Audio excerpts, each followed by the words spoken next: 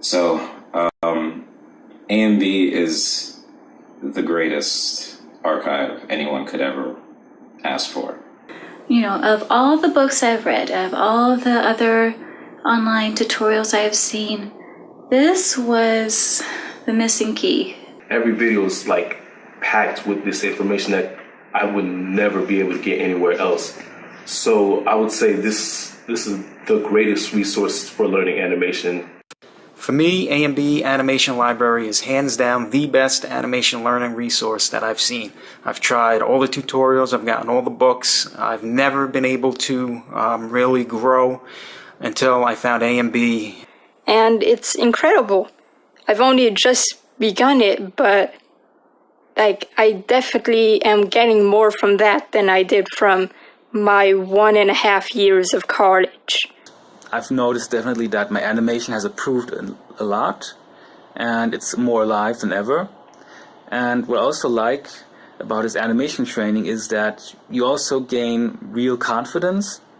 Real Animator Training Library is unequivocally the best resource for animation, 2D animation, traditional hand-drawn animation that I've seen. So I wholeheartedly recommend the A&B Real Animator Training Library to anybody who wants actual knowledge and actual applicable concepts to create their own animation and to move forward in the field of animation and to set your work above those that are just kind of teaching themselves and not learning these tried and true classic concepts. A&B is motivated by his students' successes and improvements. He's a great teacher, a great animator with over 20 years experience in the industry, so you can't really get much better than that. I strongly recommend him to anybody. I'm thinking on how to put in words what I feel about it. I love that. It approached me from my dream of becoming an animator. Every cent I paid in there was worth it. I like that the library is structured. I can go back and watch it anytime I want to, and he's just got so much knowledge. And I just highly recommend it to anyone who's out there looking to learn traditional 2D animation. So thank you, MB, so much, and thank you so much for all you done for me. So, are you gonna join the library?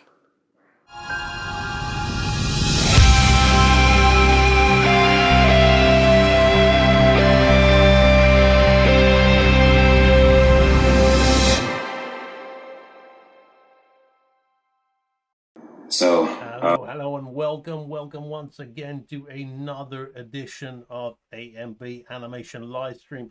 Alright, this stream is going to be all about you guys and me. So, there's not going to be as much drawing today because I'm going to be answering your questions. I'm trying something new out here. So, since a lot of people like to ask me questions, you've got the opportunity. I've got a question that I'm going to read out and answer from one of the comments on my last live stream, which I thought was a very good opportunity for me to share with you something which will actually help you guys a lot.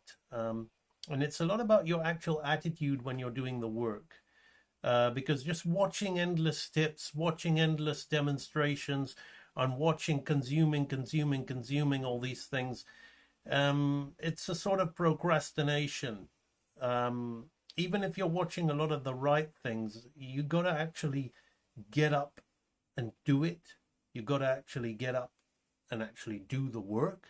I mean, that's something I always tell you at the end of my live streams: do your work, not just your work, and no more, that little bit more for the lavishing's sake.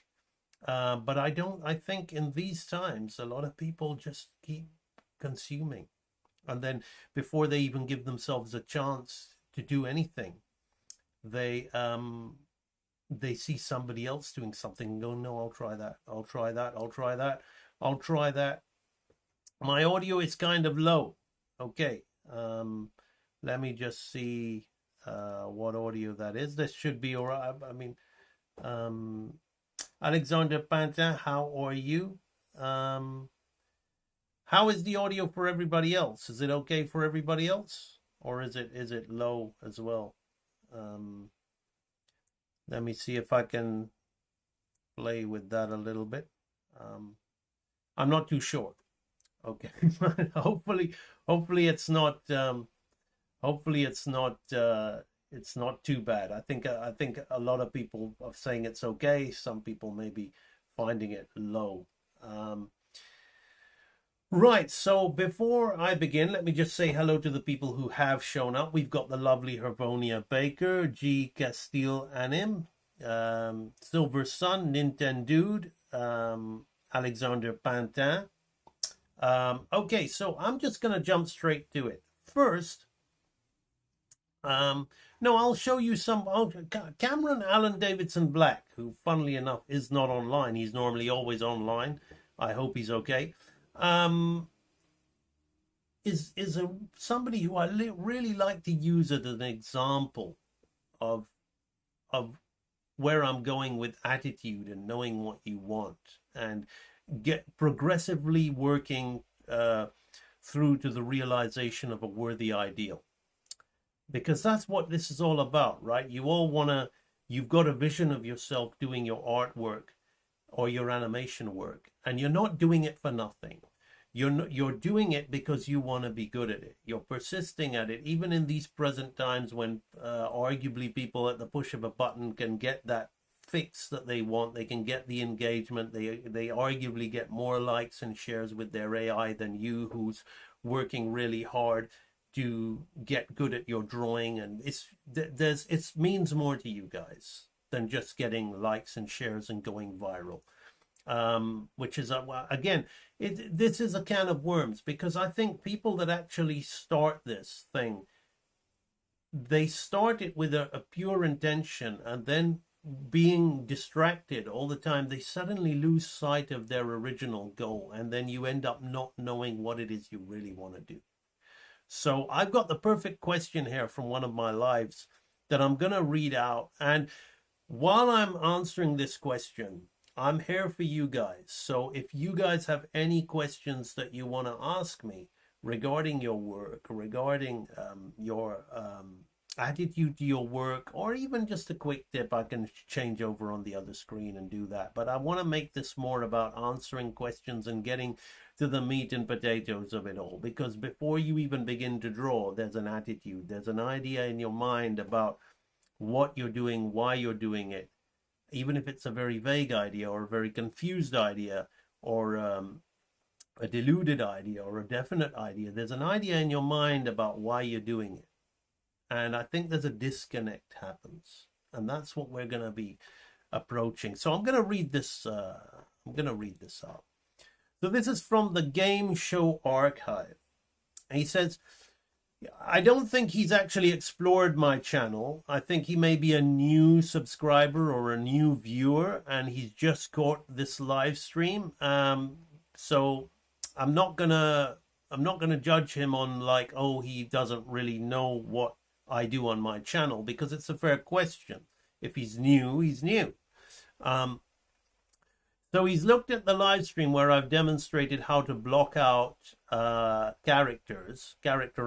character animation. And the question is, so is your job just to create the sketches, in quotations, in different keyframes of the animation only? Does somebody else have to draw the in-between frames? Or if not, how to go about filling the in-between parts? Okay, so before I'm going anywhere, before he's, in the stream of questions, he's come in with some assumptions. He's come in with some assumptions from the animation industry, because there's all these different kind of things happening in the animation industry, roles. There's cleanup artist, key animator, breakdown animator, junior animator, senior animator, in-between artist. He may have heard all these things, and it's kind of making him assume, as he's looking at my live stream, just drawing the rough, that I've done my scribbly rough, and that's all right. I'll give it to somebody else and move on to scribbling more stuff out and let everybody else clean it up. And, so those kind of things do exist in a professional pipeline where there's a big budget, but this channel is communicating. And since I've left the industry, I've employed one or two of my students to clean up my work, but more actually kind of mutual benefit. I've paid them, but it's actually been a kind of special training exercise for them. Most of my work, I clean and in between on my own, and I've been doing all the independent work on my own. That's what my channel is about. It's about empowering independent animators to surpass the level of the animation industry with traditional skills of the masters of yesteryear, which are lost in this day and age, and empowering you all that you can go away, no matter what medium you're using, whether you're doing it digitally or on paper, you'll be able to do it. And we'll have a look at an example of that in a minute with Cameron's work. In fact, let's quickly give you a little. So we've got Cameron here, who's doing this on paper, right? He's doing my exercises on paper, even though like I've taught them via doing them on the screen. He's doing them via paper, right? But we're gonna come back to that. I'm not going to talk about that at the moment. We'll look at that a little bit later. So what I'm talking about is like, no, when we're doing this, we're doing everything. We're drawing the roughs, we're drawing the in-betweens, we're doing the cleanup. It's all being done, everything by the individual artist. I'm training people, teaching people via my training video, my Real Animator training library. Those training videos are teaching you and helping you how to do it all by yourself. So let's continue with his question. So he says, I am trying to make my own games and small animated characters, in brackets. My art skills are not that great, but I'm still trying to produce everything by myself. Good for you. I've got to the stage where I can draw some keyframes and shade all my toons well, but as soon as I try to draw the necessary frames in between, I get swamped under and end up giving up. All right? So that's an important thing that we've got to come back on. I've been looking at these vector art programs where they can simply rig a skeleton to suit the needs of a scene and animate / deform the 2D image nicely. But I've been all my life just drawing stuff like what I see you doing here. I understand. So moving to vector is actually a horrible experience for me so far. So therefore, I am stuck wondering how the hell to make nice looking characters with actual smooth animation without it taking me, and this is how he ends it. Now, this is not something to be brushed off as a joke. Without it taking me like 5 years to make a few pretty crappy characters. Lol. Right? So this is extremely important. If we strip it down to what this guy or girl, I'm not sure, the name is a little bit vague. If we strip it down to what they actually want, they want to be able to draw their characters to life. They don't like doing it with a rigged in-between vector thing. It's a horrible experience and they want to draw. That's been quite clear.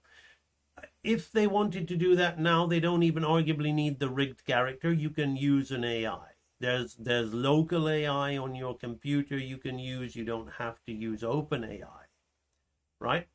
So, but they've made it very clear that they want to draw their characters. And that's why my channel exists. That's why I exist. All I care about is hand-drawn animation. I've been banging on about this. Hand-drawn animation, hand-drawn animation. I don't care. Listen, when I left college, art school in 2000, hand-drawn animation was already on its way out. You know, my parents tried to stop me from getting into art. My teachers tried to stop me from being an animator. My school teachers. When I got into the industry, I got a few jobs doing hand-drawn animation. The industry tried to change to CGI. But here I am, from, born in the 70s, still going on, doing hand-drawn animation, still managing to sustain myself via hand-drawn animation. It can be done because I kept it very much in sight of what I want to personally do. And this is what I'm going to do. This is what I'm going to commit myself to doing. So it can be done.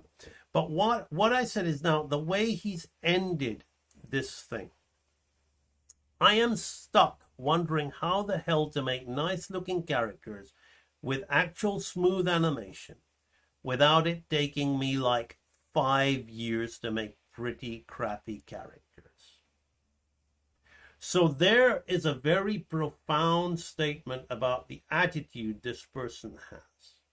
Obviously, this person does not really think much of themselves. They've already said in brackets, my art skills are not that great, but I'm still trying to produce everything myself.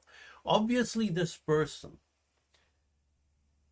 is passionate about something, acknowledges that they do not have a particularly good skill set at that thing, but they really want to do it. But then they think that within 5 years of doing it, it's going to all look crap. So they're kind of like torn about, oh, how can I go about doing this? The answer is pretty obvious, but it's something that is very, very, just because in the age of constant consumption, instant consumption, and the AI thing will appeal to a lot of people because of that, is you want to see the finished results immediately. You want to be right there, right now. You want to constantly be, you've got this idea of what you should be, but when you sit down and look at what the work you're producing, you feel discouraged. You can't see a way to realize this nagging thing in your heart that I really want to do this. And it makes you procrastinate, and it makes you go round and round in circles, and it makes you essentially not do. It's very simple. You can do it. It's not that hard. By the way, 5 years is not really, I don't know how old this person is, but when you get as old as I am, I'm almost in my 50s, guys, you realize the years go by like that. And 5 years is not a particularly long amount of time. And if 5 years, you could potentially have the skill to animate better than 90% of people on this earth, it can be done. I'm telling you, it can be done, because most people on this earth do not have the ability to animate. 90% sounds like a large number, but it really isn't. You just think logically. But then even within the umbrella of people animating, let's be a bit more generous. In 5 years, you'll be able to animate better than 75% of them. Particularly the ones that are using software and are now crying about the ability of AI. AI, can do exactly what they do with their little software animations. They give them a piece of paper, give them a pencil, and ask them to draw their animation. They are absolutely fucked. So it's what I'm saying is not that unbelievable. And in less than 5 years, in 3 years, does that mean that you'll be a super great, the kind of animator you want to be? Perhaps not. But would you take it? That you'd be better than 75 to 90% of people doing animation today? Because most of them just fought about with software rigs, whether they're 2D or 3D. And AI pretty much replicates what they can do in a lot of the cases. Ethically, is it right? Is it wrong? You can argue about that. That's a different argument, but it ain't going away. It really ain't going away. So the thing is, we don't really care about that. What we care about is what we do, which is our work. Like this guy, he doesn't care about the rigs. All he cares about is being able to draw and animate his characters. So what my answer to this person is you sound like you know what you want to do. You want to make your own video games, and you know, it's the process.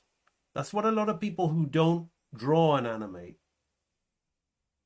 and a lot of people who've got the software culture of, you know, the wriggle in between it for me, and I'll just make my shitty little story, a meme or something, and put it out there for virality.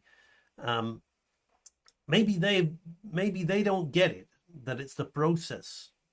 I'm not saying all. Some people like building rigs, and some people enjoy building the deformations, and there's an art to that. But a lot of people just want to instantly bash stuff out, and they don't understand the process, and they're going to love AI, and good luck to them. But those of us that do this, we absolutely love the process.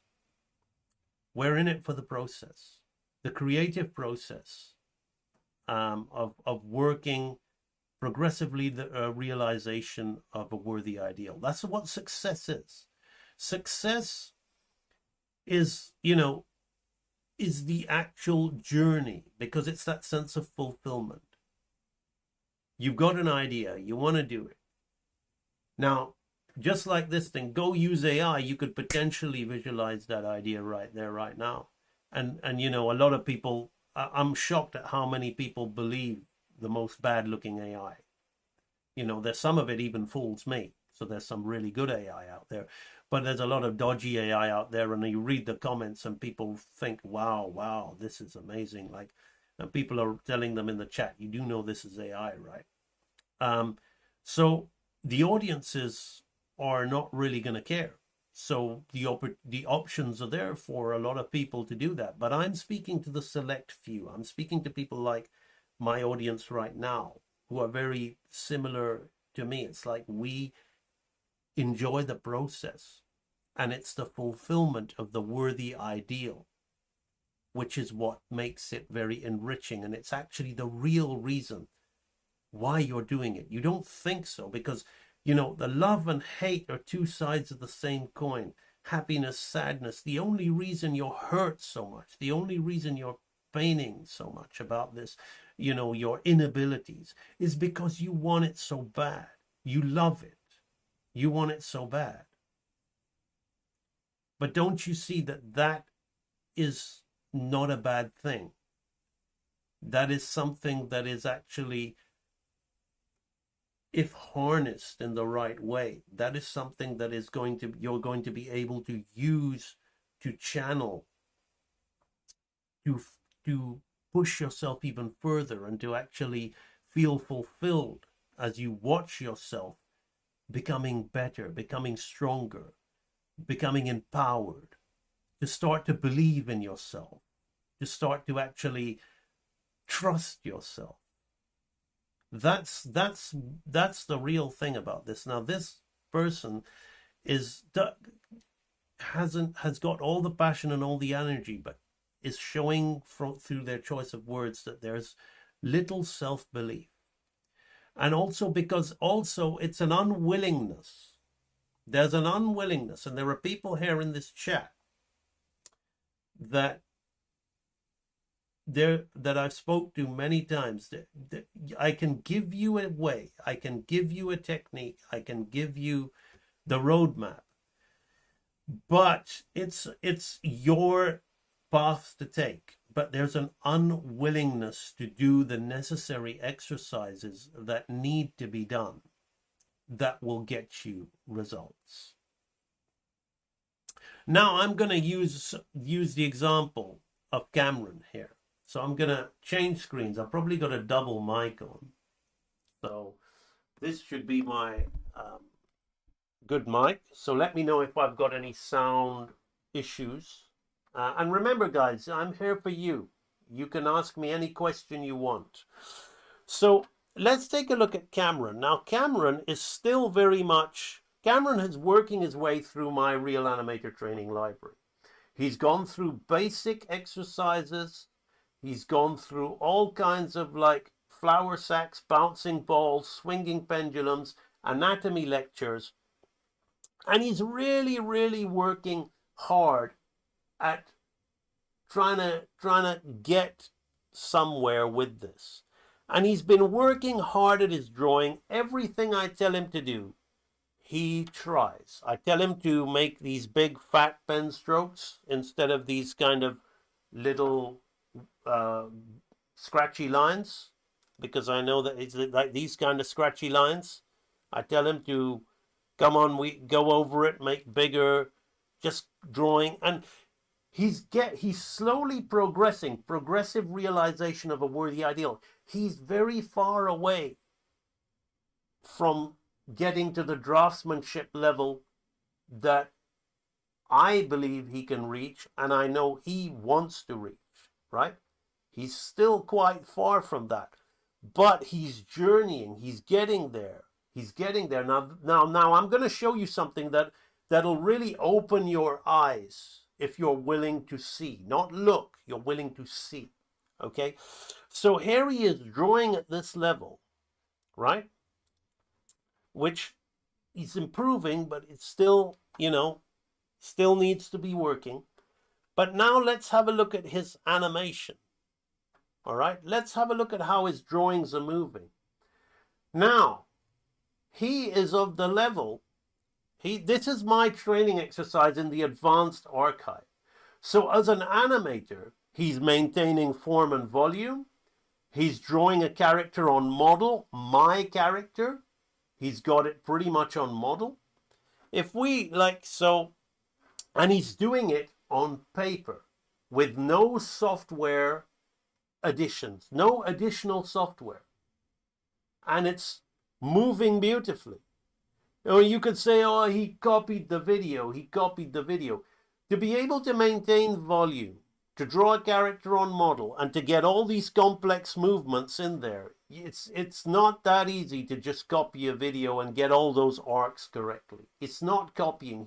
He's instructed. He goes away and he does all this with his own characters as well. Now, his own characters don't have the design sensibilities of mine. So perhaps when they're moving, they don't look as appealing as this, but the movement is there. He's got the movement understanding. So this is very important. Cameron has actually been putting in the work, and now the guy is more than capable. Like I could easily have Cameron.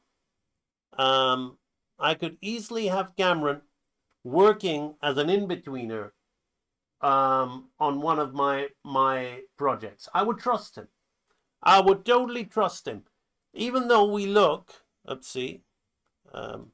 even if we look at his drawing, now if he was being hired for his drawing, he would not get in at this stage, right?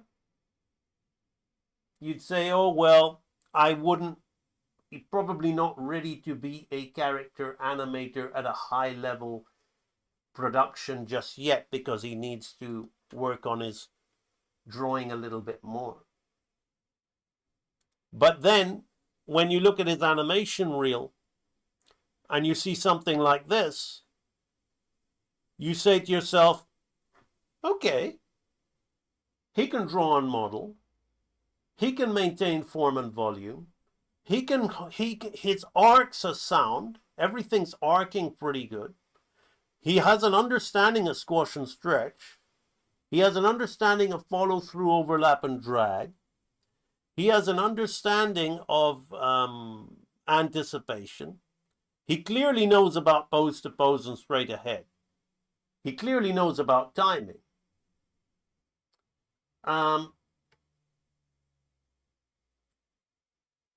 So the point of the thing is he's clearly able to do work. I'm going to read your comment in a minute, Nintendo. So my answer to this guy, who is who's giving me this, okay, is the mic on? Yeah. My answer to the guy who's messaging me. So therefore I'm stuck wondering how the hell to make nice looking characters with actual smooth animation without it taking me 5 years to make a few crappy characters. It doesn't have to be crappy, my friend. Because I'm pretty sure that if your game was moving like that, it wouldn't be crappy. Right? Maybe your character design, you haven't worked at character design and your drawing's a little weak. But I'm pretty sure that if it moved nicely, the animation, nice animation is nice animation.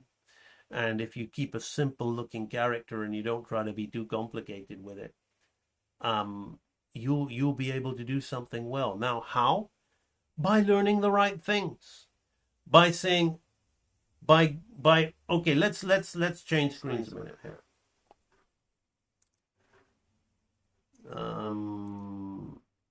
I've got to turn off this mic.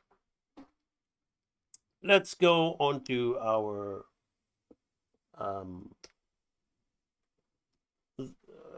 storyboard row screen. So, goal. How to get the goal to do good character animation. Right.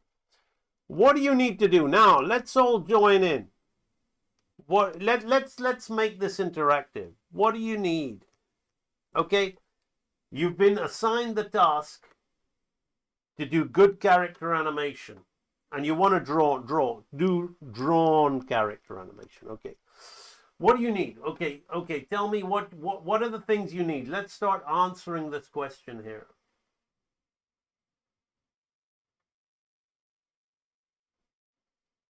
What do you need to do?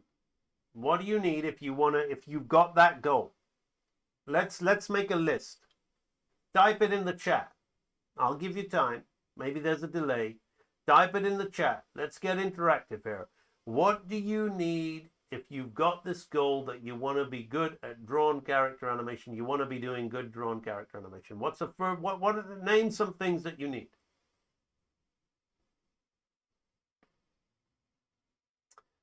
I really hope you guys interact. Because it'll help you guys.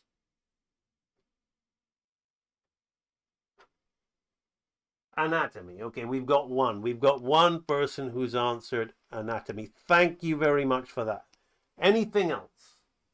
Reference and a sketchbook. Okay, so somebody says reference and a sketchbook. Let's keep it coming, guys.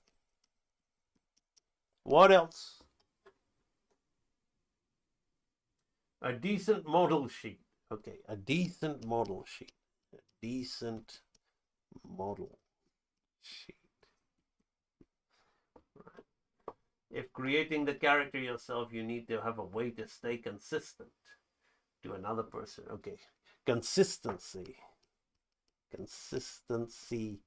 of staying on model, because it's important to get your point down. Okay, what else? Come on. Consistency in the animation. Okay. Solid animation, we'll call it. Solid animation. Okay. What else? Come on, guys. Come on. The fundamentals of animation. The fundamentals of animation.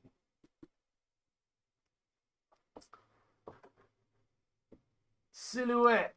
Okay, it's great. I can't spell it. I think you can, or I can't. I don't know. I think it's 2 T's or 1 T. I don't know. Silhouette. Appeal.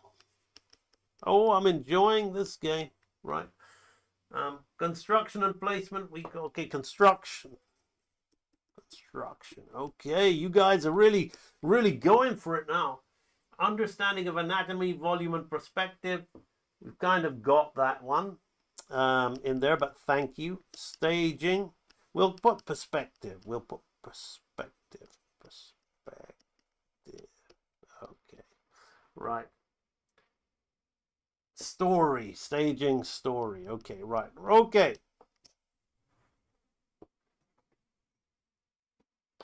There's only one answer there. There's only one answer there that I think is actually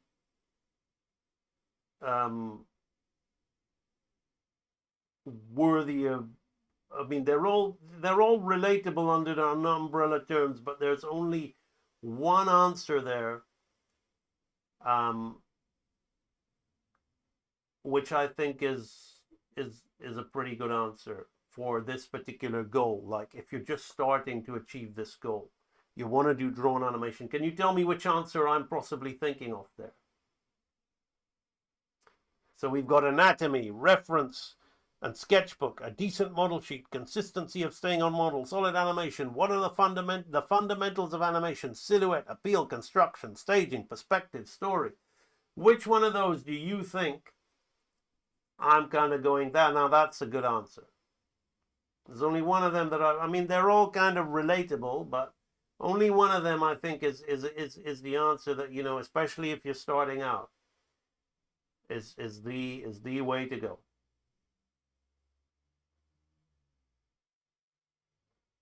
Can any of you guys guess? I'll give you a few moments. I'll give you a few moments to guess.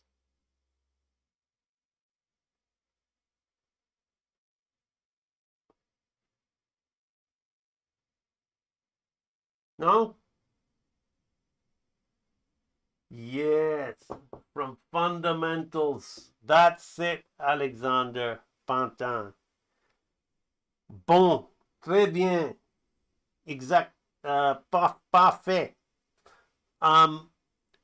If your goal is to do good drawn character animation, there's only really you're by getting into the specifics, you're complicating and isolating things. You're making things a lot harder for yourself.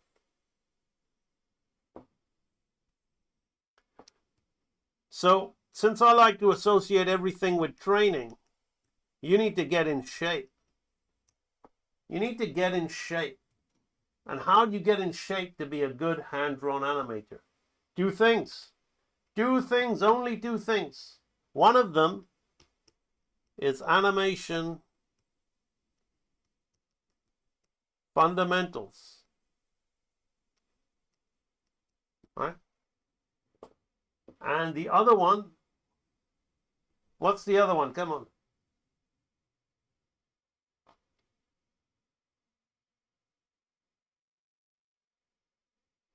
You want to be good at hand-drawn animation. What are the two fundamentals that, well, I've given it away now. I made it easy for you. What's the other one?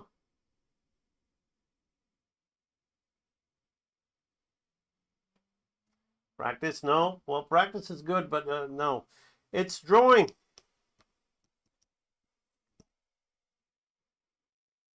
You basically need to say, what do I need? I want to do good hand-drawn character animation. What do I need? Repetition, practice, consistency, these three are the same things. Or practice, I mean, it's the secret science of shape simplification. No, you see, you're going into the details and things that I've already told you on my live streams.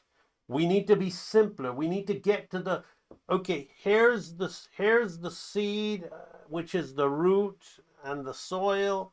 Now the tree is growing. Now all the branches are coming out everywhere, right? And all these branches are all the things you're saying. Oh, construction, staging, solid drawing, and all these, you know, consistency, Model sheets. Right here is the seed of good hand-drawn animation. Now this soil that's nourishing that seed, the soil and the sunlight, right, if you will, is basically animation fundamentals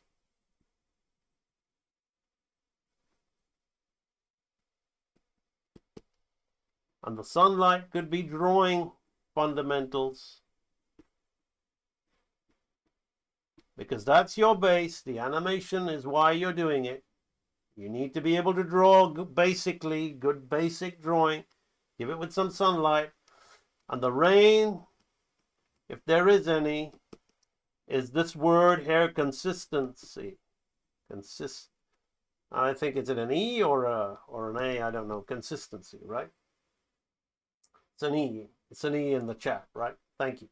So now the consistency isn't consistency of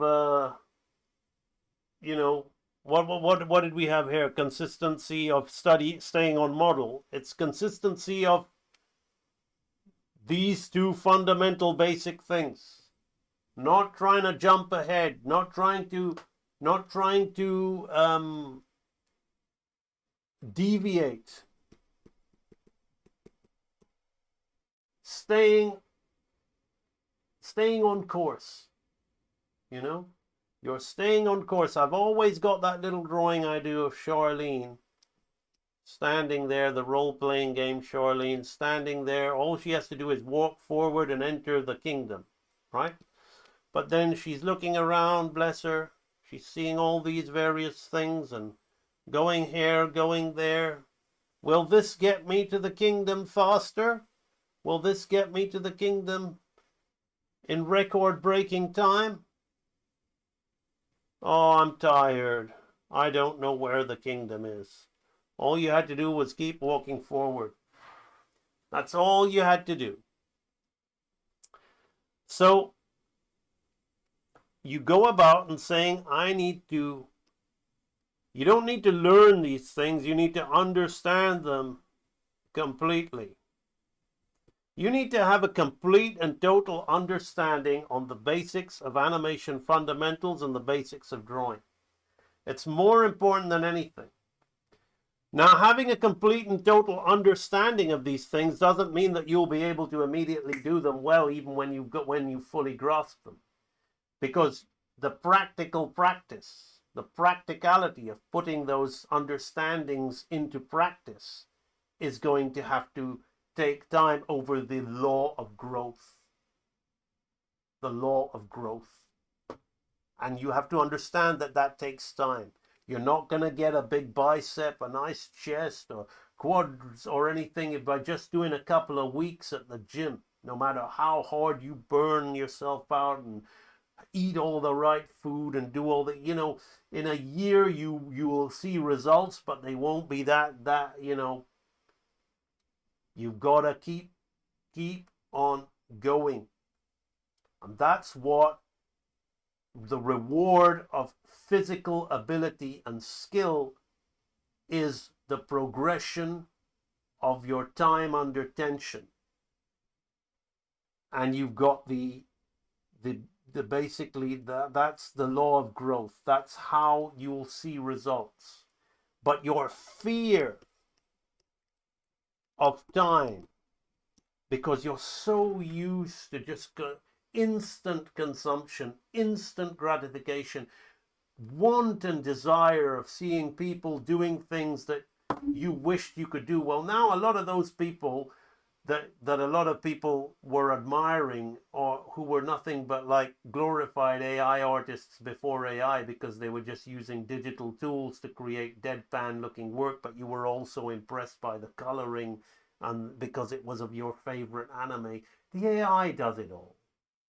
And give those people a pencil or a pen and they're lost. They don't have those abilities. They haven't received the reward of time under tension. So if you are truly looking to get good at this, then you have to understand that it is going to take time. And in the grand scheme of things, as mentioned before, that amount of time is not so great. But it sounds very great. It's like, oh, well, it's going to take me 5 years. It's going to take me 10 years, I think. It's going to take me, oh man, I'm not willing to do it for that long. Well, if you're not willing to do it for that long, then you know where you are. You've saved yourself a lot of time. Go straight to the AI and start doing the AI. You don't want to draw. And if you can't see yourself drawing in 10 years' time or 5 years' time, then why, for goodness sake, why are you so depressed about it? It's not that big a deal. You don't care enough. It's not a long-term thing in your life. It's not long-term. Now, many of you will realize and look back that 5 years of your life have gone by already and you haven't made much progress. You really haven't. And you ask yourself, why? Right here, my friends, fear of time, fear of the time it takes to grow. Doing things that, make you feel like, oh, I don't want to do that. I don't want to do that. I don't want to learn,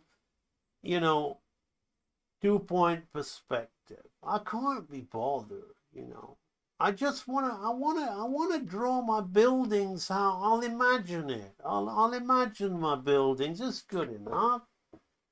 You can't be bothered to learn anatomy.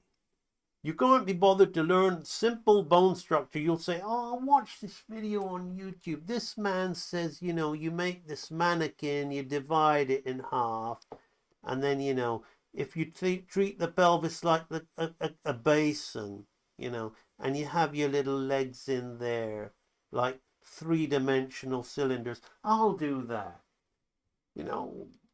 5 years go by, and it looks like a heaping, stinking turd. To you, because you know that it's not really, you can't really draw anything from any angle, you can't really, and if 5 years go by, you've been doing the right things, you maybe still not be able to do that, but you have a complete and total understanding. You can look at work that everybody else is swooning over and you'll go, perspective's a bit out there, the anatomy's a bit weird there, gosh, the timing's all over the place. Everybody's calling it smooth animation, but it's all on even timing. And there's, there's no real secondary action in there. It's pretty boring animation. So you may not be able to practically do those things, but you've got a complete total understanding of those things, and those complete total understanding of those things are deep in your subconscious, and those things are the things that put you on autopilot. It's your subconscious activity. When you brush your teeth, do you really think about, unless you've got a gum problem or you've got to take care because you've been told you've been doing it wrong? No, you're just there thinking, whatever, I'll get this out of the way, I'll wash my face, I do it like this, some people do it like, you're not thinking about it. Your subconscious is taken over, So when I sit here, I draw and animate all these things. I don't really think about it. I think about it when I'm doing the rough, but then once I've done the rough, even then I don't really know. My subconscious kind of said, okay, oh, look at that little secondary action I put in there. I wasn't even aware of it. Oh, I made a really nice arc. I didn't even think about that arc. It just happened. Well, that's because it's completely deep in my psyche. And that's what the Real Animator training system does for you. It literally programs your subconscious via repetition. How do you get good at anything is repeatedly doing it. You try and stand on your head for the first time, you won't be able to do it. You stand on your head every day a little bit, you practice a little bit, you watch a few tutorials, you get an understanding of how you're supposed to do it. Very soon you stand on your head, a minute's gone by. Oh, I'll start doing weird things with my legs when I'm standing on my head. You know, now you got total control, do whatever you want. It's like the subconscious takes over through the repetitive action. But most of you do not do repetitive actions in the basic fundamentals. You say, okay, animation fundamentals. Let's talk. There are 12 fundamentals to animation. All right? 5, 6. Let's break them down like this. 7, 8, 9, 10, 11, 12. I don't even have to think about these. My subconscious has now got it in there. I don't even have to think. And I teach it in this way. You've got the law of movement. You've got the 6 movements. Then you've got the 6 laws of life, right?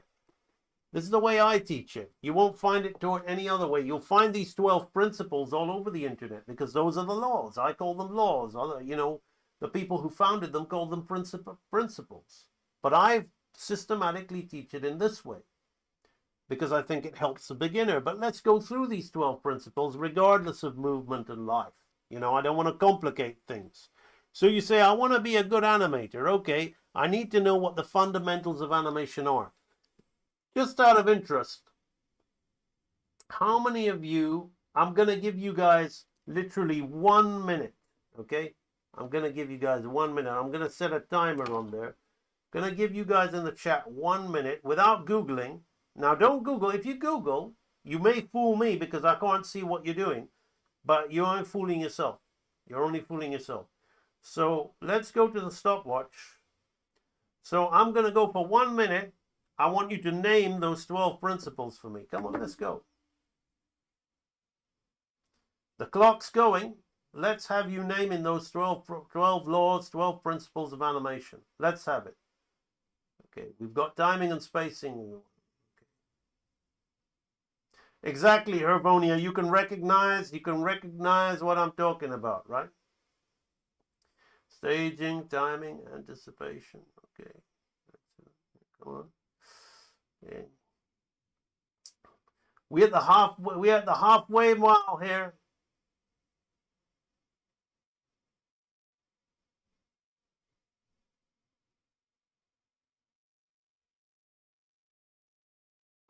"45 seconds.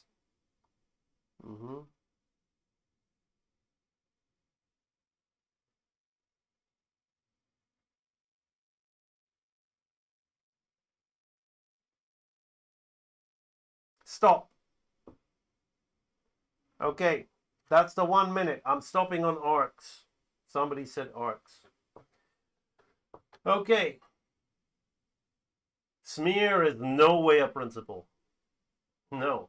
Smear, you see smear, Nintendo, is a smear all over the internet. I fucking hate that word when it comes to animation. Because, you know, you got all these anime fanboys throwing this word around, not knowing anything about how to animate. Now, we got some good answers, but we're kind of like, you know, you missed the minute line. You missed the minute line. Okay? So I'm stopping on arc. So what do we have? We have timing and spacing, right? So the law is actually timing. So I'll give you that. We've got timing. Right? Staging. Staging. Oh, good. I'm putting them where I believe they should be. We've got staging. Right? Another timing. Anticipation. Anticipation. Very good. Anticipation. Anticipation. Herbonia's given me 2. We've got appeal. And we got squash and stretch.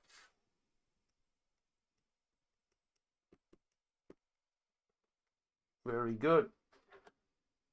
This guy, Roshan Sutherland. Roshan Sutherland. It's impressive stuff. You know your things, but you've kind of misunderstood one of the laws there. So I'm only going to give you one. You've got overlap and drag, and you've got secondary action included with that, as if it's the same thing. So that's a bit of an error there, but I'm going to give you that. You got follow through, overlap. Okay, we'll just say that. Right. Nintendo, very good. Slow in, slow out. That's what the other guy probably meant with spacing. Good to see that. And then we've got squash and stretch, appeal, solid drawing. Okay, very good, Jubes. So solid drawing.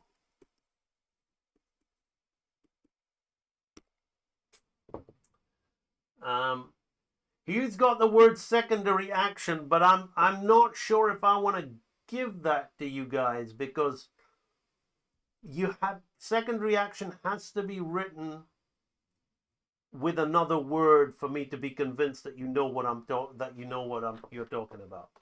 And we've got Roshan coming up with the 3 fundamental laws, arcs. Very good, Roshan. You know these 3 laws basically all the others sit on. Okay, so after the 1 minute was over, we had traditional animation drawing tutorial video. No, that's not a fundamental of animation, although I would argue that my real animation training library is a fundamental way of learning it, but it's, I just teach the fundamentals of animation. That's not really the fundamentals. So now you've got straight ahead and pose to pose. Okay, so that came in after a minute.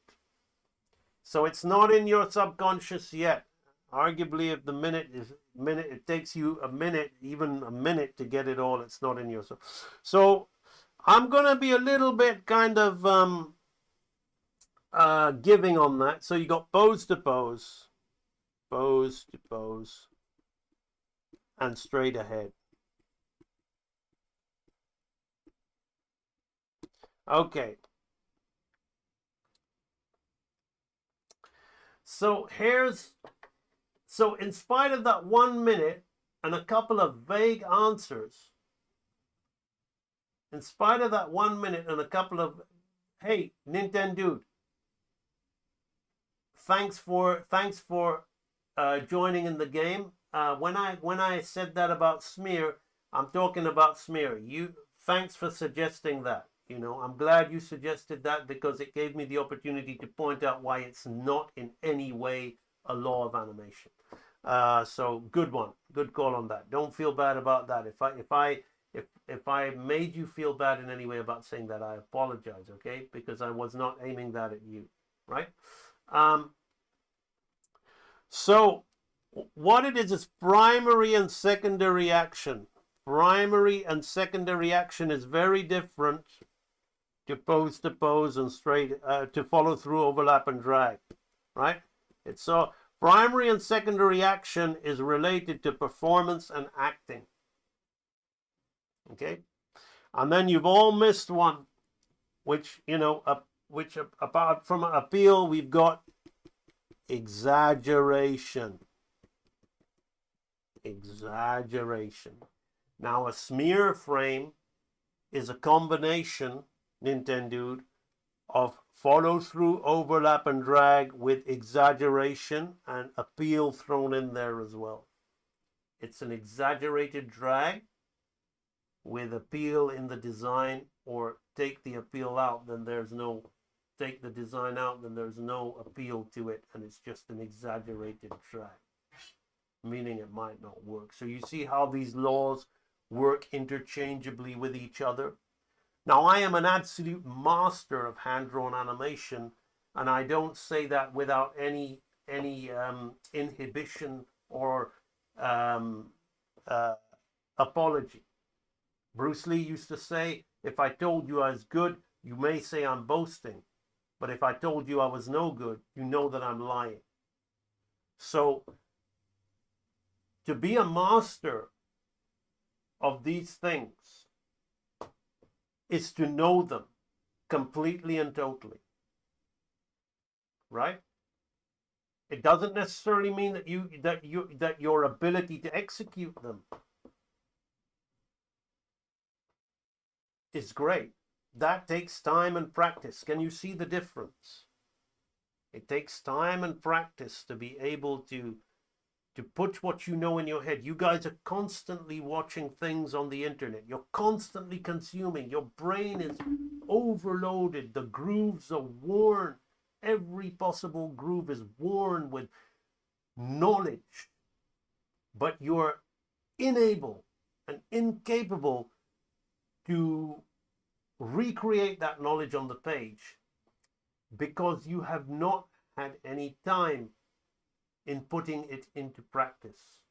You've not given enough time towards those specific things. You're too busy dabbling. I'll try this, I'll try that, I'll do what makes me feel good. I'll do what, I don't feel good. I don't feel inspired doing these fundamental exercises. I just want to draw my characters, man. It's kind of like an alcoholic that needs to be sober but just wants to drink. The enjoyment, the buzz, the rush he gets out of the drinking, but then he regrets it all afterwards, right? If you want to successfully attain a goal, you have to be real with yourself about the action steps that you're going to take. Creating a live stream on how to produce hand-drawn tradition. Go watch my channel, and again, one live stream won't do it for you, my friend. Thank you for the suggestion. I have got hundreds of live streams on my channel, and if you watch a lot of them, you'll really understand how to produce hand-drawn traditional animation. Or if you really want to take it further, then you'll need to either join my Real Animator Training Library or find a qualified, established, proven individual who can actually do the stuff well with a good track record and see what they have to offer, right? I highly recommend just following what the algorithm tells you is the most popular video. Because I'm giving you this talk because most people don't know how to self-teach themselves. My pleasure. They don't know how to learn which is why they're so depressed about their own work, and why they give up on themselves, and they always make somebody else the star of their own movie. They'll argue and talk passionately about other people's skills, but never about their own. They sweep their own chances or opportunities or hopes about themselves under the rug, as if it's a mess, it's a stinking thing that needs to be hidden, and you just want to get rid of it quickly and lose yourself in something else. That's because you're watching and learning from a bunch of crap. The easiest thing put in front of you. You don't even want to search for the good things. Then people moan about the price for the course, but they'll go and spend money on a procrastinating gaming habit. Or they'll go and they'll, get subscriptions so they can lose themselves in all kinds of forms of entertainment. And all those subscriptions multiplied and added up over time will end up costing way more than my course or anybody else's. So the reality of the situation is you have to get real with yourself about what it is you're trying to do. So you say to yourself, okay, the fundamentals of animation are these things that I need to have a complete and total understanding from. And even to my beautiful live stream audience, who I love so much, thank you so much for constantly being there, supporting me, giving me an opportunity to help people, and giving me a channel with a worthy enough count that I can carry on doing this. Sadly, even you guys struggled in 1 minute timeline to give me the answer to all these fundamental laws.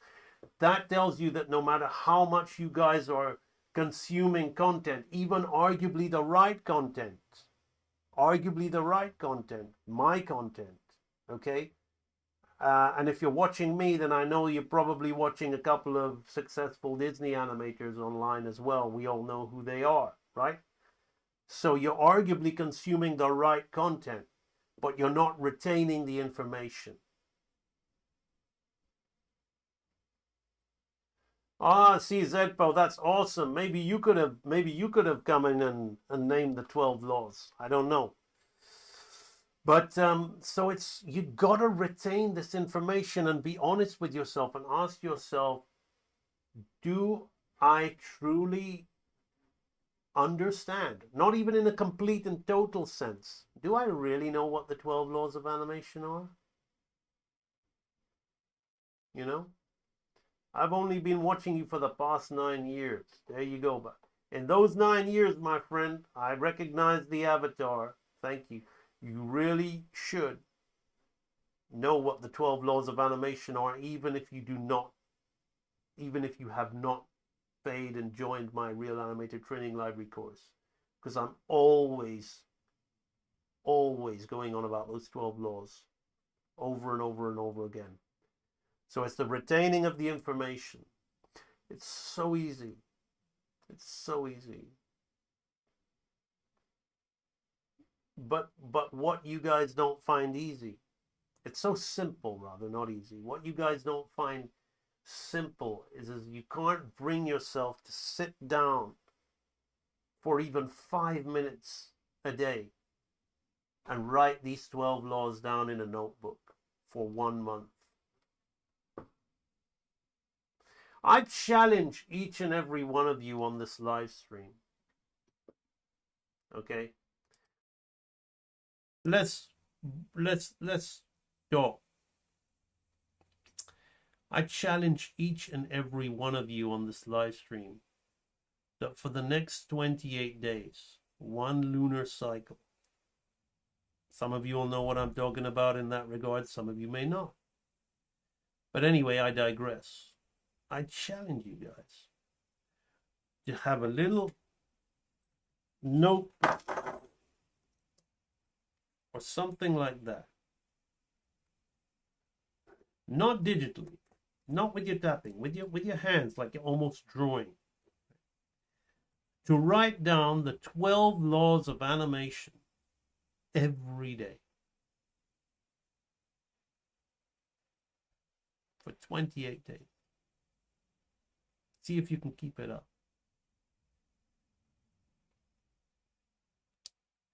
And then you don't have to thank me, but I'll appreciate it.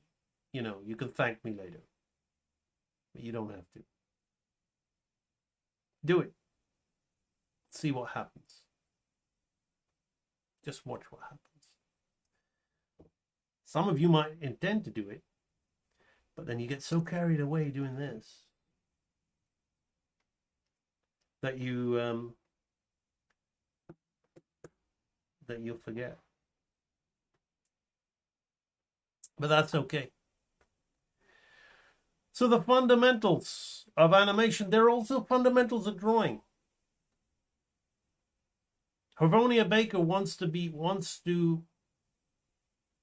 really good at character drawing. Havonia, name to me the 3 different sections of the human spine. If you're still in the chat, can you do it? The human spine is divided into 3 different sections.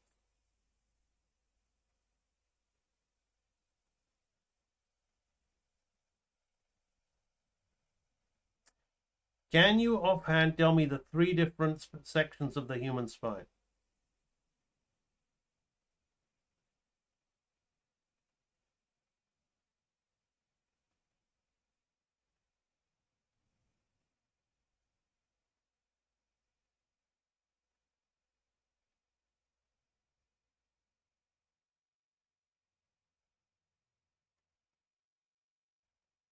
The spine is the backbone. You can call it the backbone, yeah.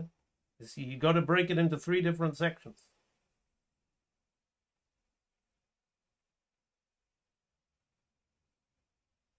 Okay, can you describe them in a simple way? You don't have to describe them like with their Latin names. Can you describe them to me in a simple way?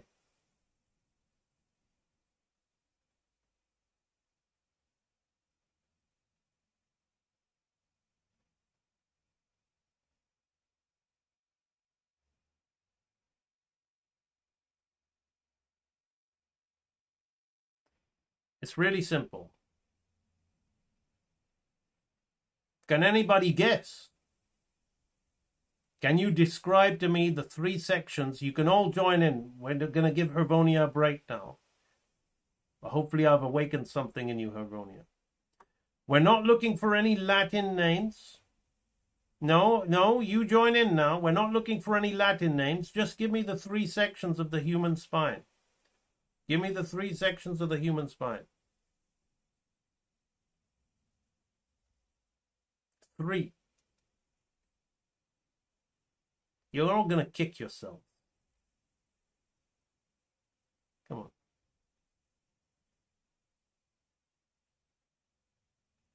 Don't use any Latin. You describe it as if you're talking to a baby.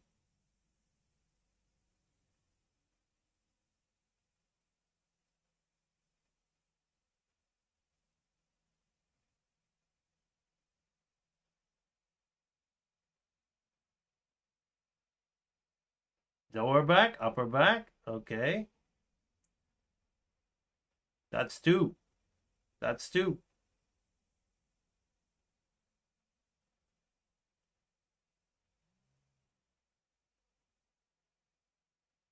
Okay.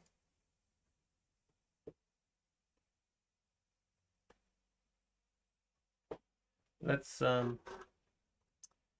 yeah, you're giving.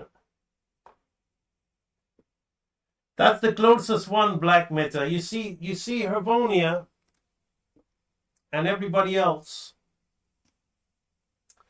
This is the human spine.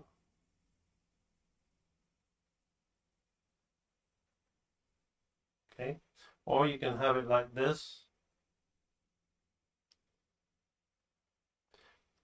Right. And these are the 3 sections. Now this is how childish it all is and how simple it all is. Upper, middle, and lower. Somebody who said lower back, upper back, he was close. But really, it's cervical, and my friend got thoracic, and this is lumbar. Why is this important? Why is this important? Well, when you're drawing a character, what's his neck, his upper back going to be doing? What's his body going to be doing? And what's his hips going to be doing? So let's do this. That's the shoulder line, that's the hip line. Okay, his neck might be angled this way with his head to counter that. Right? His body's angled this way. His lower hips are angled this way. Right? So now we've got something going on with the spine. What's happening when what about a line like this? Okay, well, obviously he's looking up. He could be running, right? Or he could be sitting in a chair with his hand like this, right? What's the spine? What's the spine doing? What's the upper spine doing?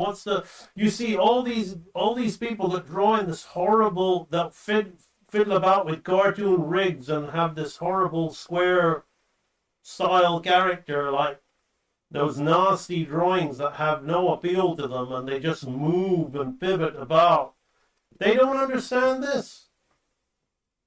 They don't understand this. Everything, even those horrible DuckTales characters where everybody's got a square head and a little kind of like those defecating all over great Disney designs. I've got a double mic on, excuse me. they literally don't understand this stuff. You know, a simple Donald Duck, classic, old school, has got way much more appeal than any of that shit, simply because it understands the 3 sections of the human spine. So,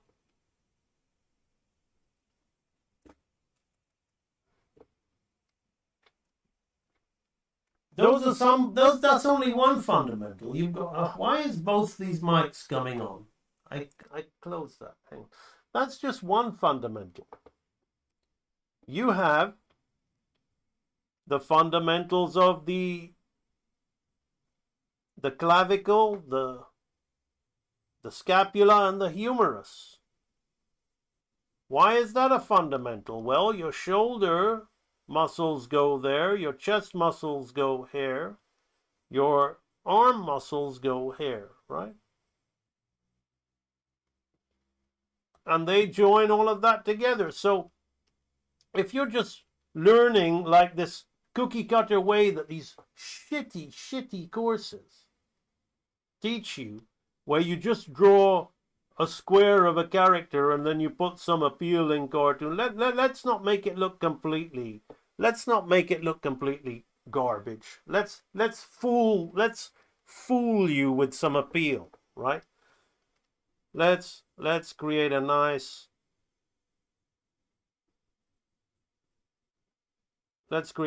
silhouette, right?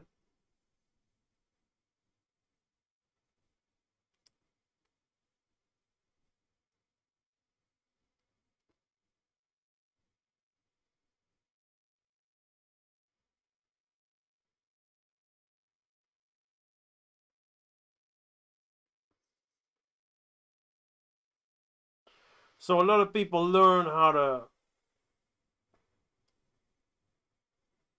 Now I'm just making something up here, right?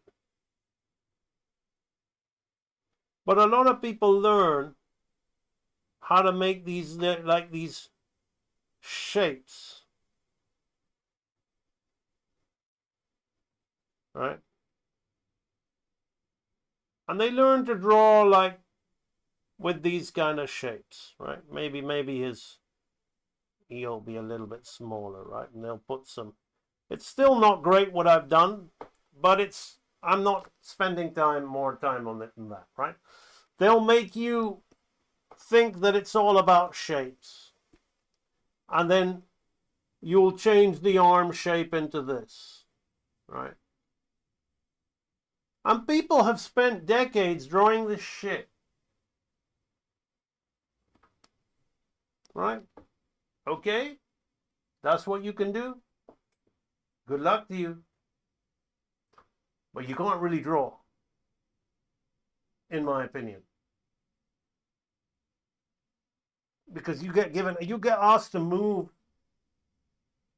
any other type of character. Most of those guys can't even do hand-drawn animation. They just play with rigged symbols and pop it into the pose and flick the hand and flick to another hand and whip and whoop. So there's no subtlety, no real performance. It's just that stupid. It suits those dodgy, supposedly witty scripts of that shit material. Good luck. AI is going to be doing it now. Bye-bye. What are you going to do about it? Bitch, whine, moan, curse, cry on the internet. Okay, that'll make you feel better. Good luck. But to those of you that really want to get good at this, learn the fundamentals of drawing. Now that means structure, anatomy, perspective, gesture, line, tone, form. All these things are incredibly important. If you want to learn about color theory, primary colors, secondary colors, tertiary colors, complementary colors. Learn about those things, monochromatic, triads. Learn those things. If you want to learn about storytelling, what are the 12 rules of story? Okay? I bet you didn't know about that. Every story follows 12 basic rules. As formalized. Now, you don't necessarily have to agree with it, but most Hollywood scripts, they love this guy called Joseph Campbell and his hero's journey, right? So number one, you have the ordinary world. This is how you tell a story. Number two, you have the call to adventure. Number three, you have the refusal to the call. Number four, you have the arrival of a mentor.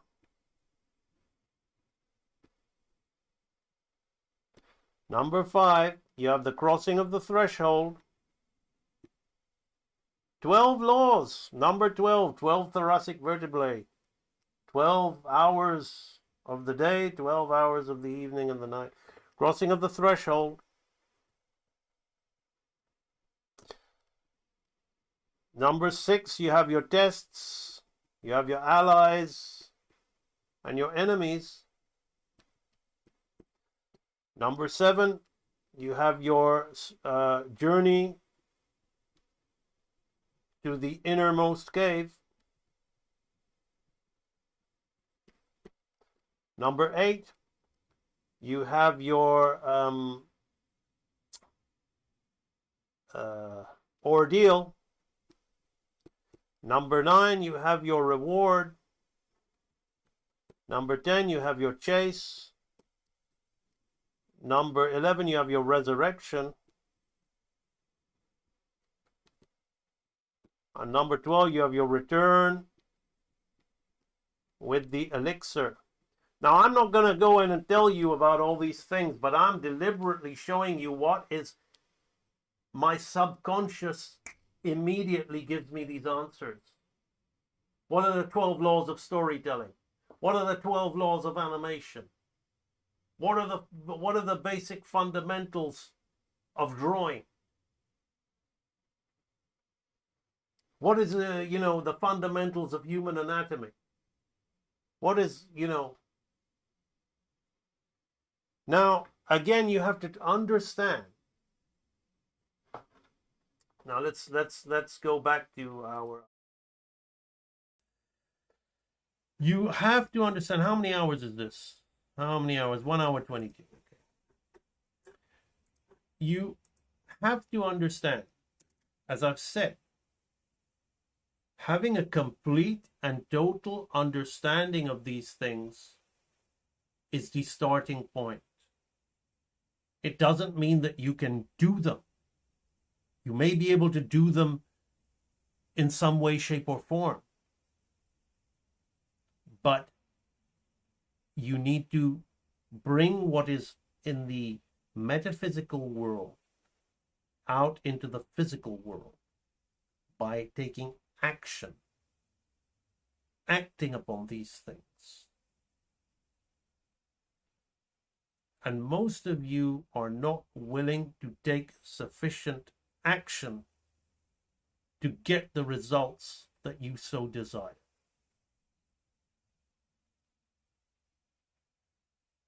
That's what it is. If you want to see, like I got a comment. I wasn't going to give this person any attention because I believe my material isn't for them.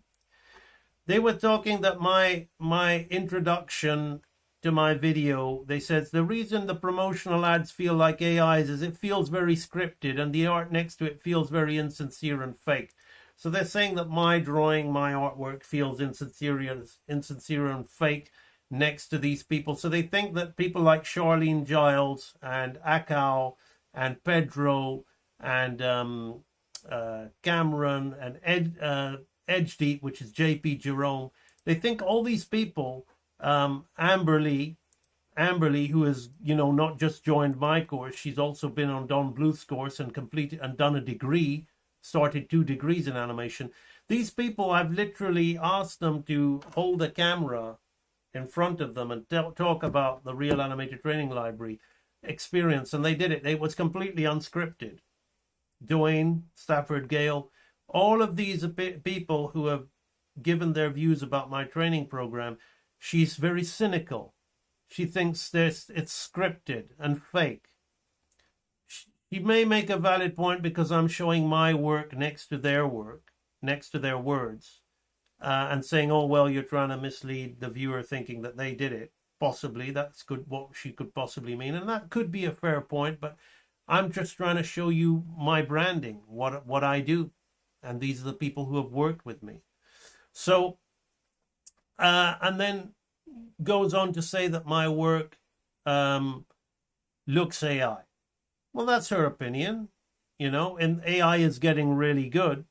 So many people are looking at stuff that looks traditional now, and they're thinking it's traditional and it's AI. So I'm not going to moan at her for saying that. That's the world we live in now. But then I kind of got her comment, and I say, okay, what she's asking for is not what I do. And I had a little look at her channel, and she makes these little kind of animatics, which are probably aimed towards her demographic and her age group.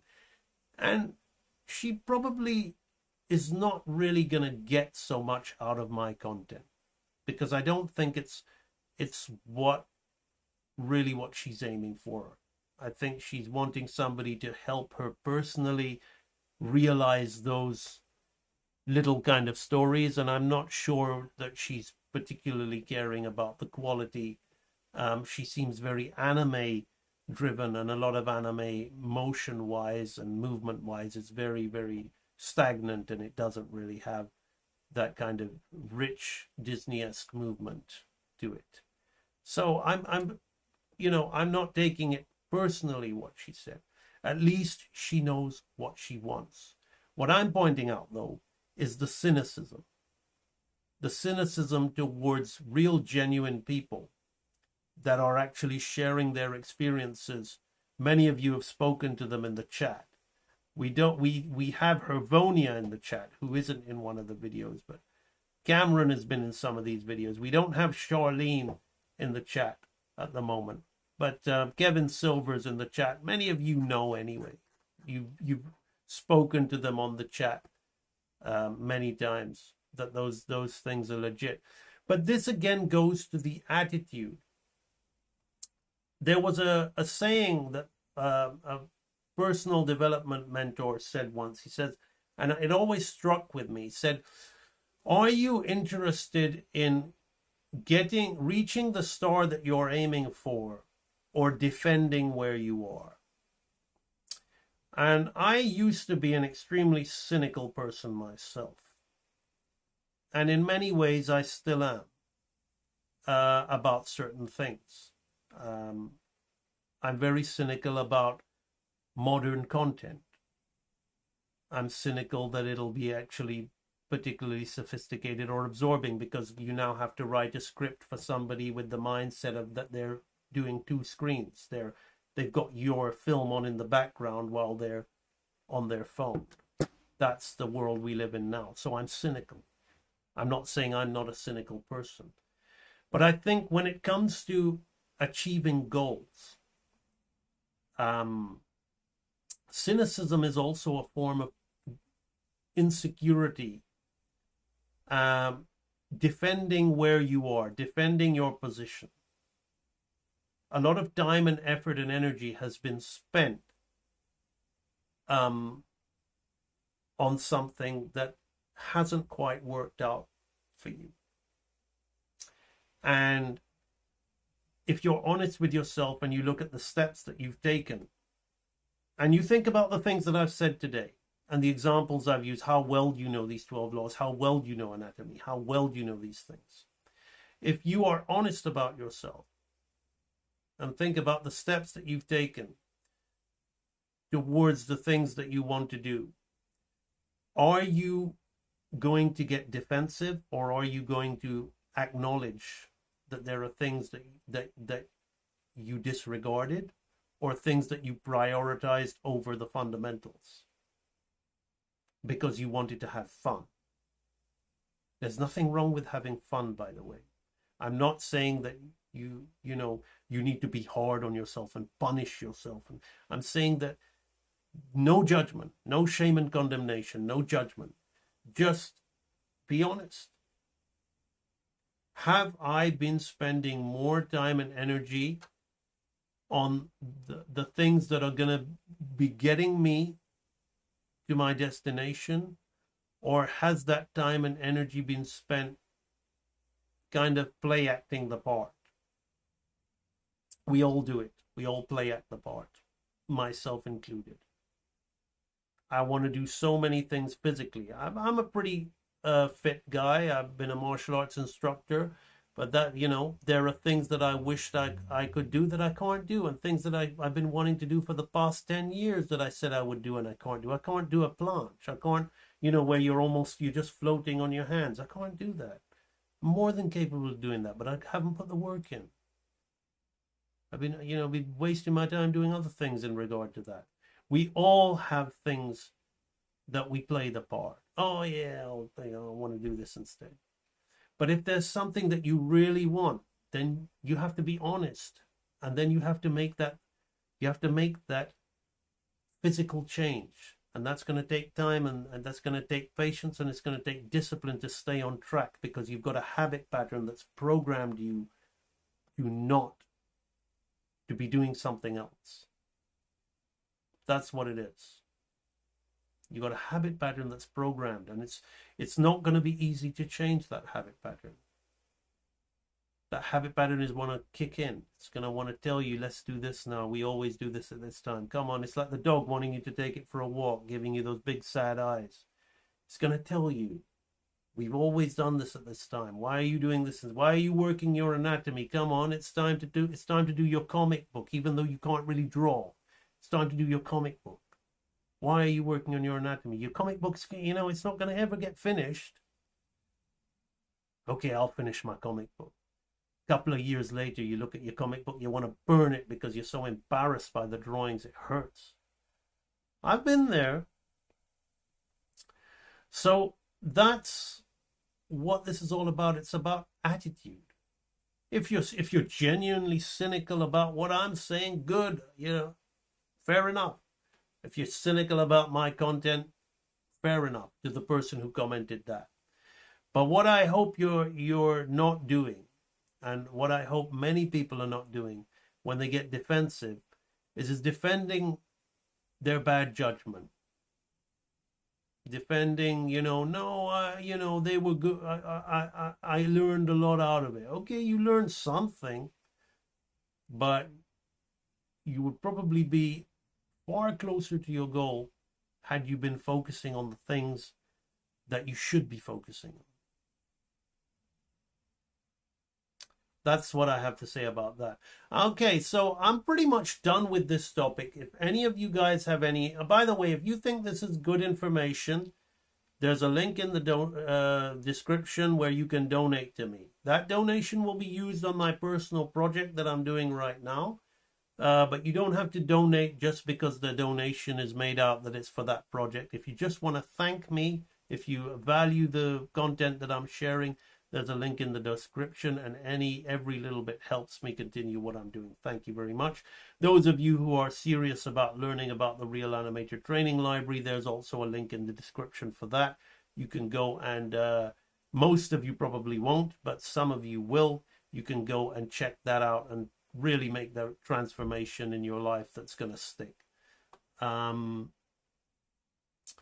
let's have a look. That was the anatomy talk. Let's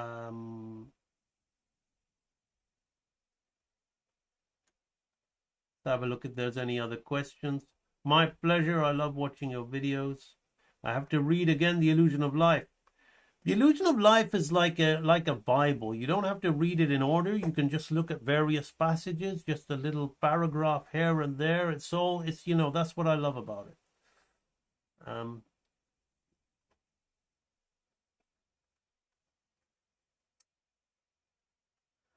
Let's just have a look if there's any questions.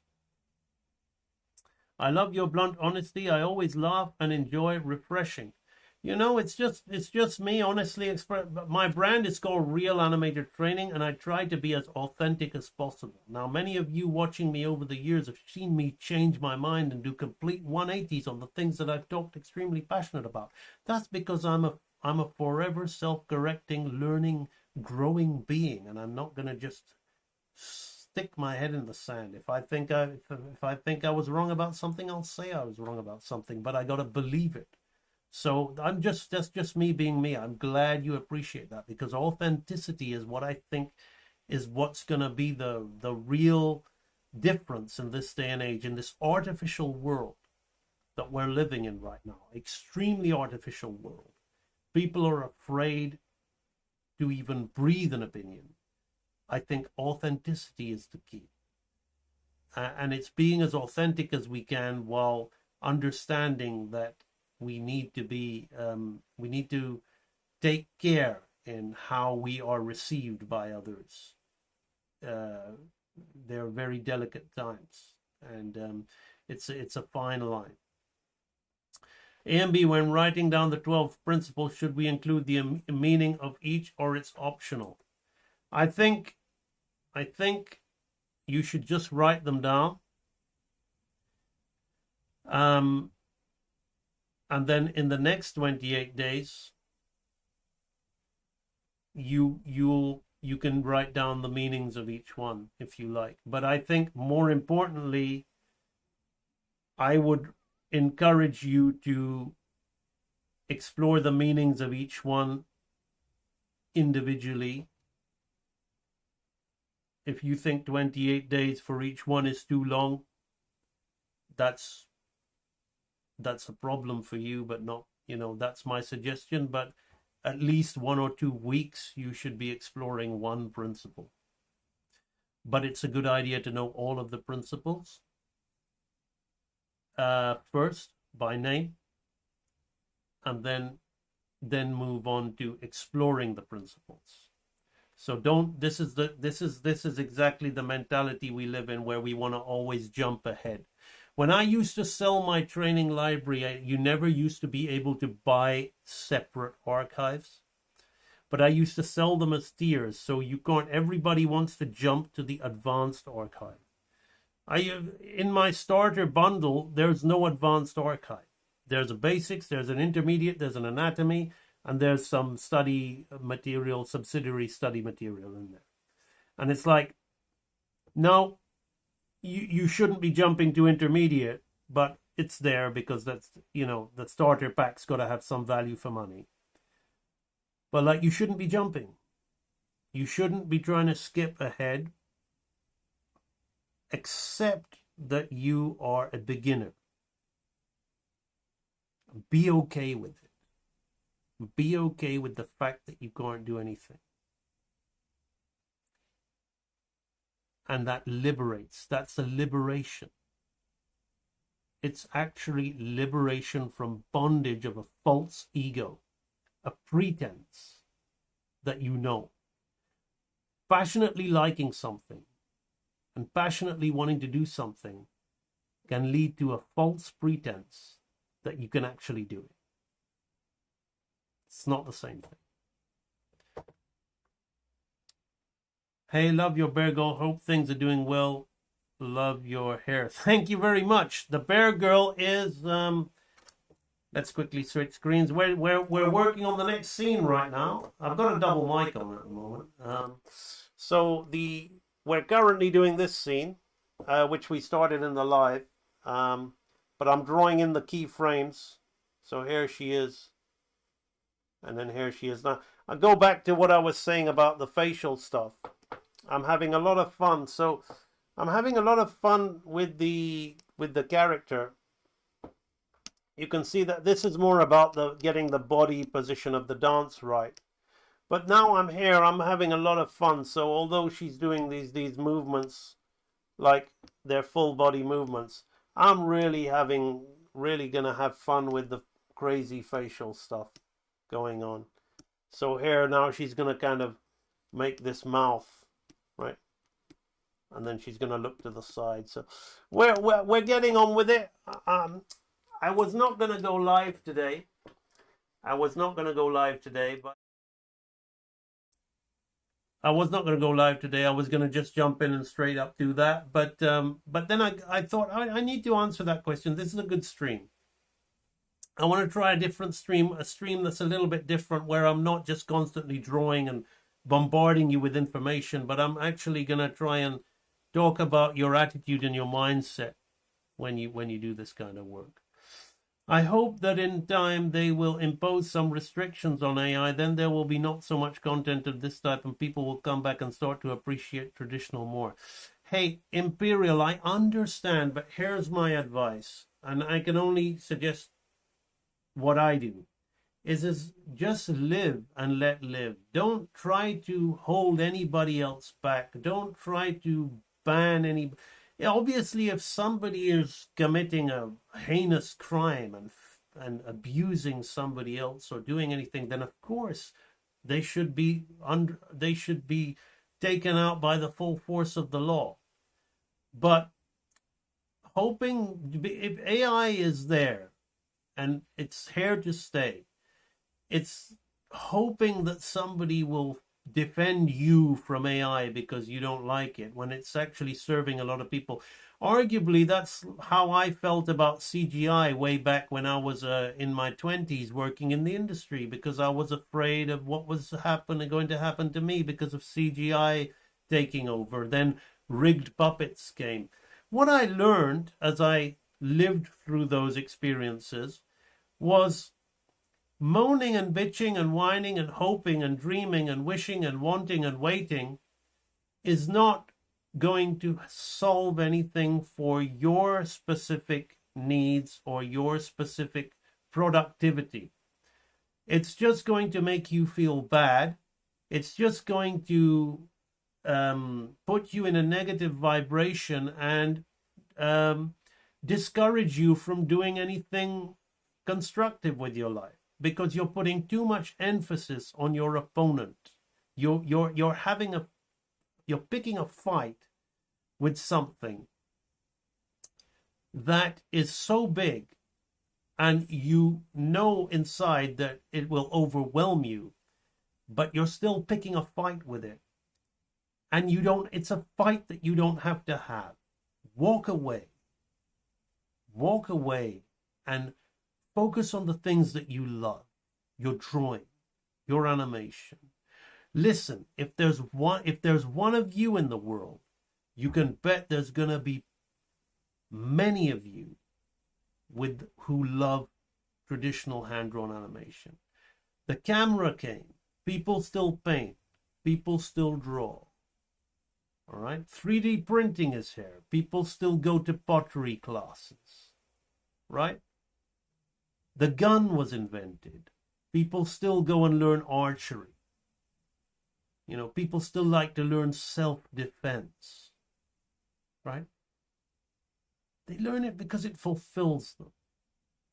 It's their life. It enriches their life's experience.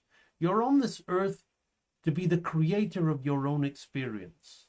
But many people are just the watcher of some other experience and the reactor to it. The reactor to an experience. Don't react, respond. Understand that you have ultimate power to engage or disengage. I understand that it's an industry, it's a world that inspired you to take an interest in drawing and animation, which is why you want to do it. But the industry is its own animal. It's got its own intention. It doesn't necessarily just want to champion the thing that you liked about it. The industry was never there to champion any medium of hand-drawn animation. The industry was there to make money through mass entertainment and to subconsciously program you to a certain way of thinking, no matter what timeline it is. This isn't something new. It's always, you look up Soviet montage editing and the rules that are used to subliminally communicate with audiences. It's not something that's just going on now. It's been going on since even before any form of media was invented. There's always been influence. There's always been an attempt by a mass body to influence people. There's a great book called Influence. There's, I think his name was not Schopenhauer, Machiavelli. Okay, it's nothing new. So you can just choose to walk away from it and focus on that which you love rather than being consumed by that which you hate. I love anime, but I know that I have to learn the basic and fundamental of animation and anatomy, because at the end of the day, all of the modern art and animation is based on the fundamentals. Absolutely, you know this. Now, many people know, but they don't do. AMB, you're a very talented man. What is your YouTube channel or whatever it is you do in the background doesn't work out? Would you go back to the industry? They need people like you. I don't think the industry needs people like me. I think the industry is happy. The industry has a goal, just like I was talking about you to have a goal. And the goal is you're not the definer of the industry's goal. The industry has its own goal. And we can guess what their goal is. We may be close, we may not be. We can only guess. We can imagine and feel how right our imaginings are, but we can only guess. The only thing that you really know about is your goal. As to what if something doesn't work out, I never really moved towards something with a plan B. Ever since I was young, my mom and dad used to tell me, you want to do drawing, but I'm Indian background. They're like, you got to learn, you got to study mathematics, chemistry, biology, physics, which I was completely useless at. Have a backup. Learn that and have a backup. And I'm like, learn that and have a backup? If I learn all that, which I'm not interested in anyway, and I'm getting really bad marks at anyway, I won't have any time to do any drawing. So I guess even before I started reading philosophy and personal development and immersing myself in all of this, I've always instinctively just said, this is what I want to do. And if it doesn't work out, I even struggle to say if it doesn't work out, because it'll work out. Oh, but what if it doesn't? No, it'll work out. If it doesn't, what will you do? I don't know. I guess in the future I'll find out. See, this is it. The past is something in your memory. It's not physical anymore. You might say it was physical, but right now it ain't physical. You can say this happened, but prove it. Why, it happened. It happened. I was there. I've got this picture. It's a picture, right? That's what I'm looking at, a picture now. I don't know. That picture could mean anything. It's a mental play. Sorry to get all kind of. Again, I firmly believe in the 7 laws of the universe as stated in the Kabbalion. All is mind is the first law. Everything is mental. So the past and the future, they exist in the mind. And the present, arguably that exists in the mind, but I don't want to confuse you. The present moment, if we're talking about the physical, but the body doesn't know anything. I mean, my father sadly suffered from dementia, and he was no longer my father. It was just his body, because all of the record keeping had gone. So is that body my father, or is all of his thoughts, affiliations, and identifications, which are mental, my father? Right? So even the present moment is carrying fears of the future and failures of the past, or successes of the past and successes of the future, into this present moment, making what matters in matter. So right now, I'm a highly successful person. Why am I going to be focusing on things not working out? Highly successful people, something doesn't work out, I'm a highly successful person. I'll solve it. Would I go back to the industry? I'm not ruling anything out, but no, just the other day I was offered a job on LinkedIn to consult on a Canadian animated feature. The rate didn't really appeal to me, although the possibility was there. I gave it serious consideration because it would have been really nice to do. But I thought to myself, no, if I do this, then that energy and that time will. It's not just what happens within those few hours of trading time for money. It's carried on into my everyday event because, as I said, all is mine, and it will affect what I'm doing. It'll affect what my game plan is. So no, I've always had a saying, which annoys the heck out of my wife: we'll cross that bridge when we come to it. Show them that you really don't need CG. Great talk, by the way. My pleasure. Thank you.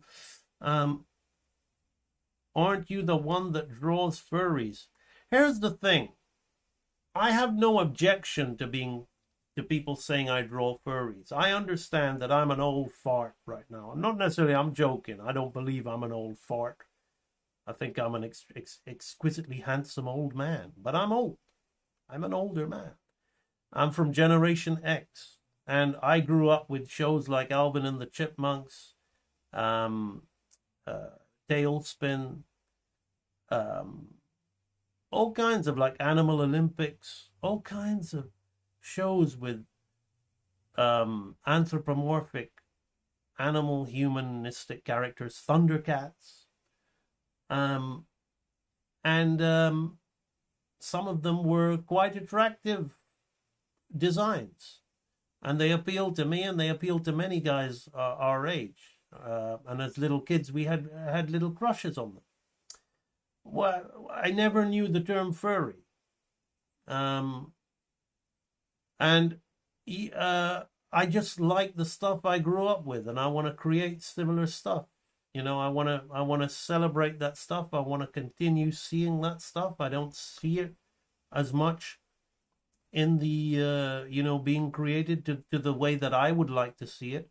So I'm putting my stuff out there. That's what every artist does. You draw what you want to see. Be the change you want to see, right? Now, Gracie Goodbear is a bit of a furry. Even the groundhopper gets called a furry. But as I understand, furries are more kind of got a kind of sexy side to them. Gracie Goodbear certainly is a pin-up and has a bit of that to it. If people want to define her as a furry, great. I mean, if my new audience is a younger audience and you use terms like furry, great. If people like draw furries, is great. Hey, Glenn Keane draws furries. Glenn Keane was considered one of the best animators in the world, the animator of Tarzan and the Beast and John Silver. He animated on Alvin and the Chipmunks. Some of those, go look at the model sheets of the really, really attractive looking teacher designs and like adult furry designs. And when I say adult, I mean like grown-ups, not like youthful character. I don't mean like adult art. I mean grown-up characters. People that work the Animaniacs, Minerva Mink, Lola Bunny. I worked with a great animator, director of Space Jam, designed Lola, helped design Lola Bunny. So I guess you're laughing about it, but you want to make fun of that, good luck to you. I'll carry on producing lots of work and having people donate money, having strangers on the internet love my work so much that they donate and send me money, and I keep getting money from people who love what I do, and I'm enjoying my life doing that. So laugh away, my friend. If that brings you tears of joy, then who am I to counter it? You know, I'm glad I've brought you so much joy by my wallowing in success through drawing these characters. VHS game, and we still have theaters, thankfully. Any plans for your indie studio or joining one soon? Well, we'll have to look. We'll have to see how these things play out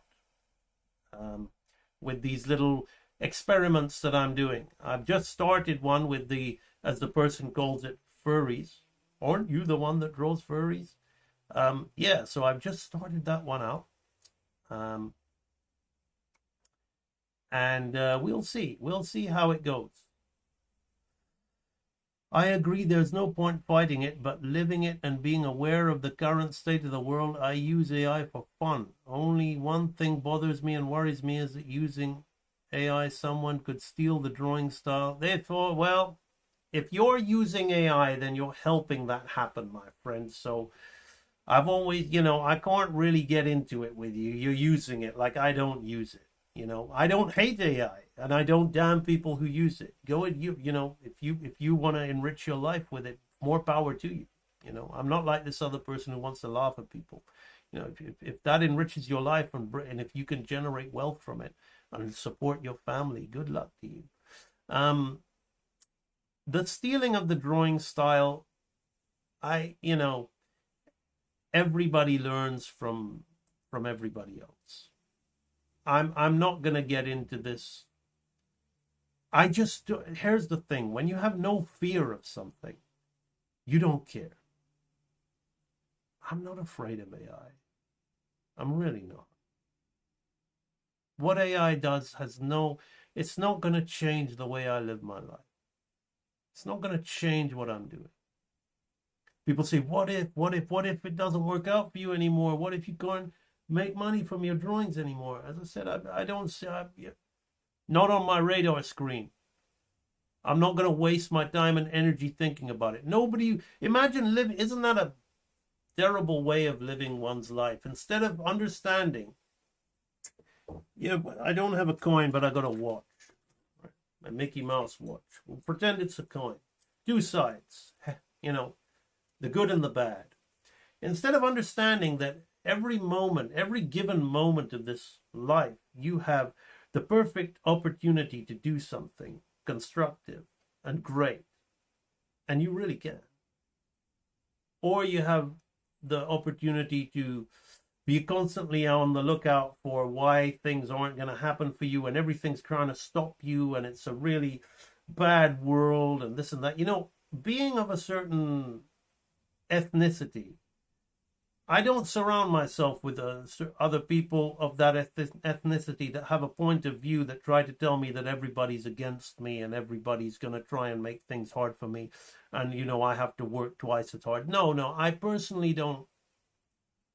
I like to just call me ignorant if you will, but it's worked for me.